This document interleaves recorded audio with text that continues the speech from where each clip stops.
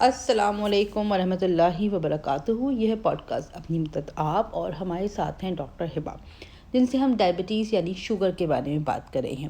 تو ڈاکٹر ہبا، وہ کیا رسک فیکٹرز ہیں ہماری زندگی میں جو ہمیں ڈائبٹیز کی طرف پری ڈسپوز کر سکتے ہیں، یا جن کی زندگی میں ہونے سے ہمیں ڈائبٹیز ہونے کا خطرہ بہت بڑھ جاتا ہے؟ پہلی چیز جو میں بہت زیادہ اسٹریس کرنا چاہوں گی وہ ویٹ ہے.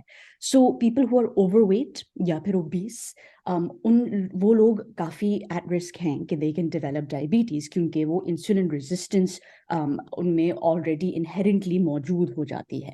آلسو اگر آپ کی کوئی ریلیٹیوز ہیں، فرسٹ ڈگری ریلیٹیوز، آپ کے والدین، آپ کے بھائی بہن، یا ایون ڈسٹنٹ ریلیٹیوز جن کو diabetes who, that does increase slightly آپ کی جینیٹک پری ڈسپوزیشن.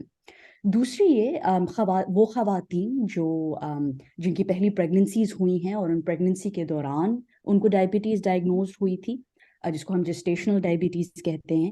بعد میں اگر ان کو اس سے پہلے ڈائبٹیز نہیں بھی ڈائگنوز تھی تو اس پریگننسی کے بعد they are at an increased risk کہ وہ ڈائبٹیز ڈیولپ کر سکتے ہیں.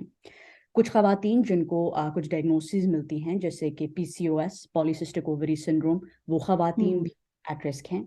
اور پھر generally if you not exercising allot, اگر آپ کا کافی سیڈنٹری لائف اسٹائل ہے، آپ ٹی وی کے سامنے آ کے بیٹھ جاتے ہیں، یا آپ کام کرتے وقت بہت using the computer all the time, that's a risk factor as well.